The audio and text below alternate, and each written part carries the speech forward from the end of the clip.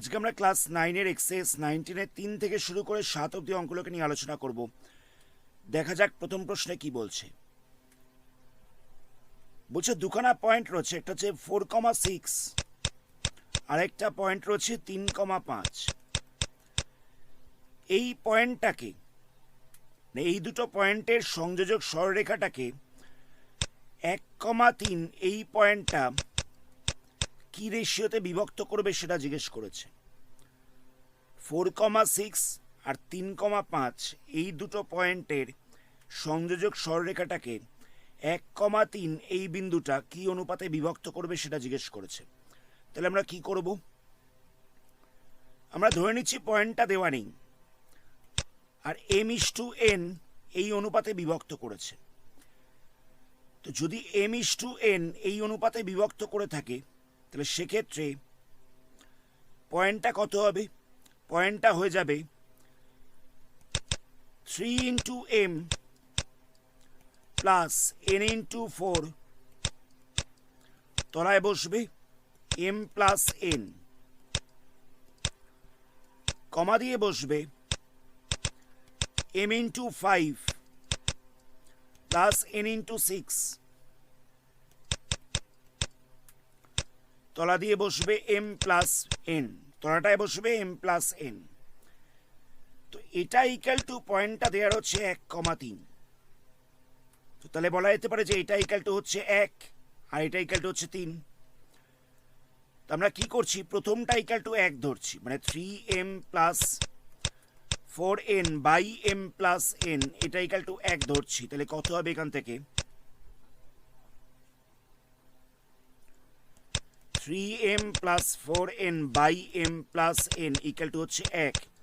Cross multiply করলে হয়ে যাচ্ছে 3m plus 4n equal to হচ্ছে m প্লাস n। তো আমি mটাকে সাইড চেঞ্জ করছি, তাহলে কত হবে? 3m মাইনাস m হবে। nটাকে এই 4nটাকে সাইড চেঞ্জ করছি, তাহলে কত হবে? n minus 4n। 4nটাকে সাইড চেঞ্জ করলাম, এই দুটোকে মাইনাস করলে কত হবে? এই দুটোকে মাইনাস করলে হয়ে যাবে 2m, এই দুটোকে মাইনাস করলে হয়ে যাচ্ছে মাইনাস 3n।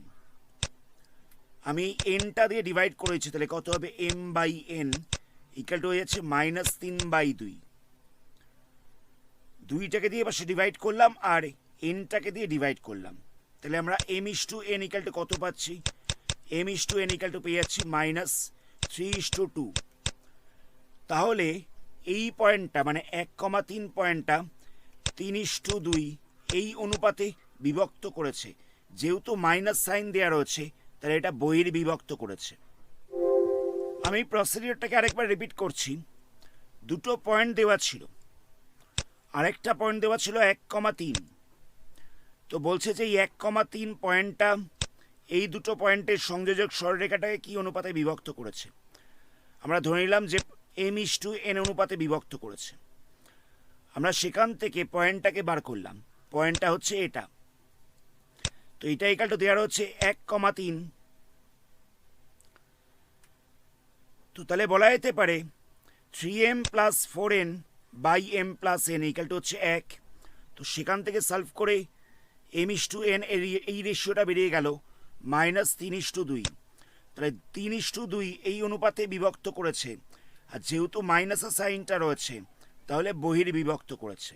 প্লাসের সাইন থাকলে সেটা অন্তর্বিভক্ত হতো। নেক্সট কোশ্চেন দেখা যাক। বলছে 7,3 এবং মাইনাস 9,6 এই বিন্দুদ্বয়ের সংযোজক সরলরেখা y অক্ষ দ্বারা কি অনুপাতে বিভক্ত হয়েছে? মাইনাস 9,6 বলতে হচ্ছে এই পয়েন্টটা, 7,3 বলতে হচ্ছে এই পয়েন্টটা। তো এটা y অক্ষ দ্বারা কি অনুপাতে বিভক্ত হয়েছে? আমি ধরে নিচ্ছি যে m/n এই অনুপাতে বিভক্ত হয়েছে। পয়েন্টটা কত ছিল? মাইনাস 9,6 আর এটা ছিল 7,3।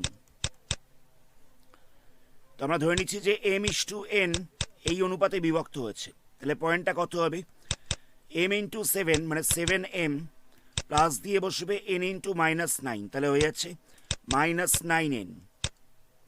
তলাটায় বসছে m প্লাস n, কমা দিয়ে বসছে m/3, তাহলে হয়ে যাচ্ছে 3m, n/6 তাহলে হচ্ছে 6n, তলাটায় বসছে m প্লাস n।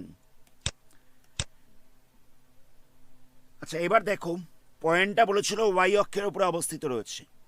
তো ওয়াই অক্ষের উপরে অবস্থিত পয়েন্টগুলো কীরকম হতে পারে? 0,1, 0,2, 0,3 এরকমভাবে চলতে থাকতে পারে। মানে ওয়াই অক্ষের ওপরে যতগুলো পয়েন্ট রয়েছে সবকটা পয়েন্ট হবে 0, একটা সংখ্যা বসবে। যেহেতু ওয়াই অক্ষের ওপরে অবস্থিত রয়েছে তাই প্রথমটা 0 হবে, তারপরে যে কোনো সংখ্যা বসতে পারে। তো আমরা ধরে নিচ্ছি পয়েন্টটা হচ্ছে 0,y। আমরা ধরে নিলাম এই পয়েন্টটা হচ্ছে 0,y। তাহলে কত হচ্ছে? তাহলে আমরা এইটা ইকাল টু লিখতে পারি 0,y। তাহলে দেখো এই জিনিসটা ইকাল টু হয়ে যাচ্ছে 0। আমরা এখান থেকে সলভ করে m/n এই ভ্যালুটাকে বার করবো। তাহলে কত হচ্ছে? 7m - 9n by m plus n equal to হয়ে যাচ্ছে 0। তাহলে 7m - 9n ইকাল টু হয়ে যাচ্ছে 0। m প্লাস n এটাকে 0 দিয়ে মাল্টিপ্লাই করেছি। তাহলে কত হচ্ছে? 7m ইকাল টু হয়ে যাচ্ছে 9n। আমি -9nটাকে সাইড চেঞ্জ করলাম, তাহলে +9n হয়ে যাচ্ছে। তাহলে m/n ইকাল টু হয়ে যাচ্ছে 9/7।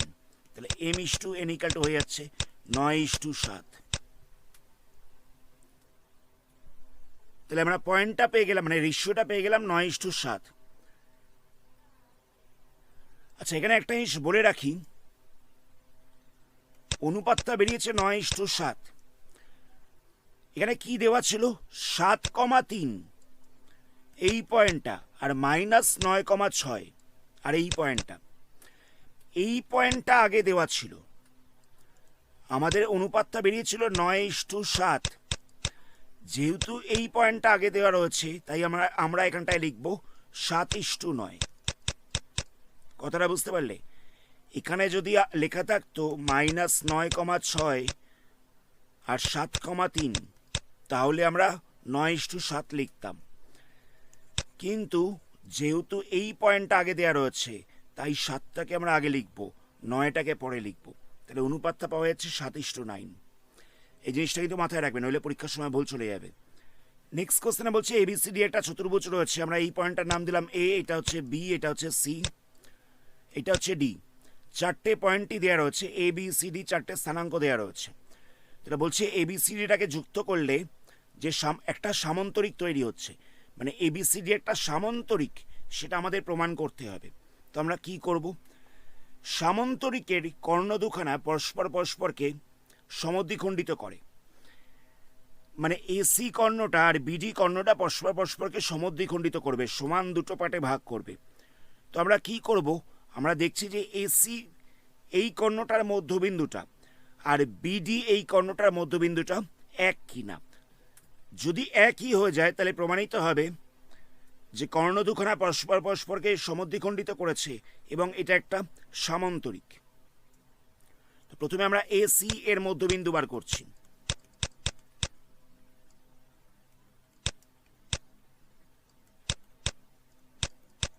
এসি এর মধ্যবিন্দু কত হবে? এ পয়েন্ট ছিল এটা, সি পয়েন্ট ছিল এটা। তাহলে এখানটা বসবে 7 + 10/2, 3 + 12/2, মানে 7 + 10/2 করেছি, আবার 3 + 12/2 করেছি। তাহলে এখানটা কত হচ্ছে? 17/2, আর কমা দিয়ে বসছে 15/2। এটা হচ্ছে এসি এর মধ্যবিন্দু। আবার একই রকমভাবে আমরা বিডি এর মধ্যবিন্দু বার করছি। তাহলে বিডি এর মধ্যবিন্দু কত হবে?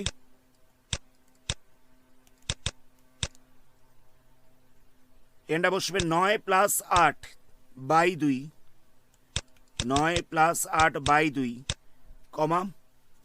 6 + 9/2। মধ্যবিন্দু বার করার ফর্মুলা আমরা এর আগেই শিখেছিলাম। তাহলে প্লাস করলে কত হচ্ছে? এটা হয়ে যাচ্ছে 17/2, এখানটা বসছে 15/2। দেখো দুটোর মধ্যবিন্দু সেম চলে আসছে, 17/2, 15/2। তাহলে দুটো কর্ণের মধ্যবিন্দু যখন সেম চলে আসছে তাহলে আমরা বলতে পারি যে কর্ণ দুখানা পরস্পরকে সমদ্বিখণ্ডিত করেছে, অতএব এবিসিডি একটা সামন্তরিক। এটা প্রমাণিত হচ্ছে। আমাদের লাস্টে লিখে দিতে হবে যে অতএব কর্ণ দুখানা পরস্পরকে সমদ্বিখণ্ডিত করেছে এবং এবিসিডি একটা সামন্তরিক। নেক্সট প্রশ্নটাও একই রকম আছে, এখানে 4টে পয়েন্ট দেওয়া রয়েছে, বলে দিয়েছে যে এই 4টে পয়েন্ট একটা সামান্তরিক তৈরি করেছে, একটা পয়েন্ট রয়েছে এক্স ওয়াই দিয়ে, তো এই এক্স ওয়াইয়ের মানটা আমাদের জিজ্ঞেস করেছে। তো আমরা কি করব, আমরা এই পয়েন্টটার নাম দিচ্ছি এ, এটা হচ্ছে 3,2, এই পয়েন্টটা হচ্ছে বি, এটা হচ্ছে 6,3, এটা হচ্ছে সি, এটা হচ্ছে এক্স, ওয়াই, এটা হচ্ছে ডি, এটা হচ্ছে 6,5। তাহলে এসি এর মধ্যবিন্দু কত হবে?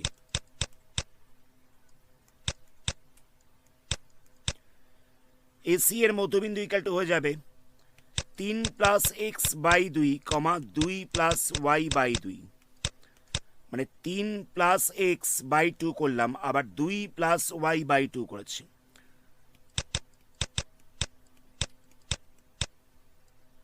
আবার বিডি এর মধ্যবিন্দু কত হবে?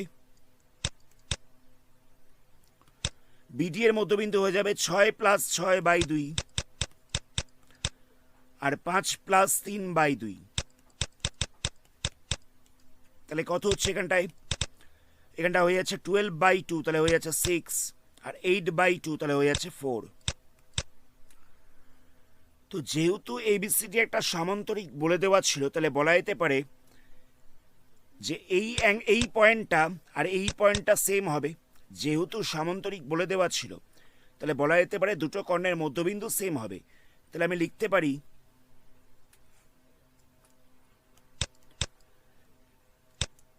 3 plus x by 2, 2 plus y by 2 equal to হচ্ছে 6,4। তো এখান থেকে আমি 3 plus x by 2 equal to 6 হয়ে যাবে, আর 2 plus y by 2 equal to লিখতে পারি 4। এটা ইকাল টু 6 লিখলাম, আর এটা ইকাল টু 4 লিখলাম। তাহলে এখান থেকে সলভ করে এক্স এর ভ্যালুটাকে বার করতে হবে। তাহলে কত হবে? 3 plus x equal to cross multiply হয়ে যাবে, তাহলে হয়ে যাবে 12, আর এক্স ইকাল টু কত হবে? 12 মাইনাস 3, তাহলে এখানটা বসবে 9, আর 2 plus y equal to cross multiply করলে 8 হয়ে যাবে, ওয়াই ইকাল টু হয়ে যাবে 8 মাইনাস 2 মানে 6।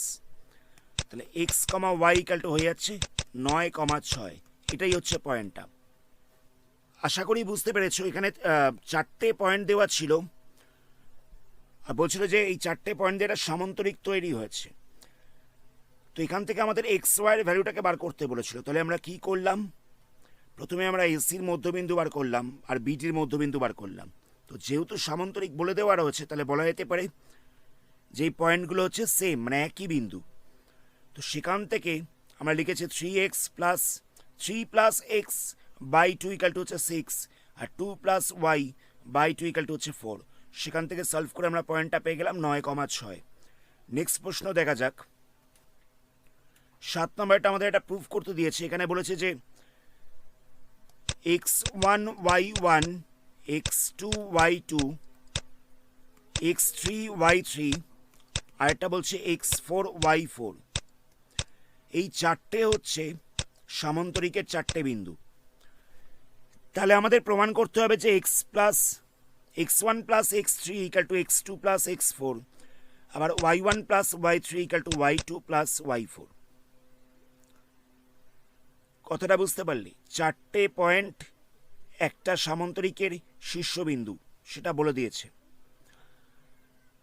আমাদের এটা প্রমাণ করতে দেওয়া হচ্ছে, এটা ইকাল টু এটা হবে, আর এটা ইকাল টু এটা হচ্ছে। আমরা কি করে করব? তো যেহেতু সামান্তরিকের শীর্ষবিন্দু বলে দেওয়া রয়েছে, তাহলে আমরা বলতে পারি এসি কর্ণের মধ্যবিন্দু আর বিডি কর্ণের মধ্যবিন্দুটা সেম হবে। তো এসি কর্ণের মধ্যবিন্দু কত হচ্ছে? এসি কর্ণের মধ্যবিন্দু হয়ে যাবে x1 প্লাস x3 বাই 2, কমা দিয়ে বসবে y1 প্লাস y3 বাই 2। এটা হচ্ছে এসি কর্ণের মধ্যবিন্দু। আবার বিডি এর মধ্যবিন্দু কত হচ্ছে?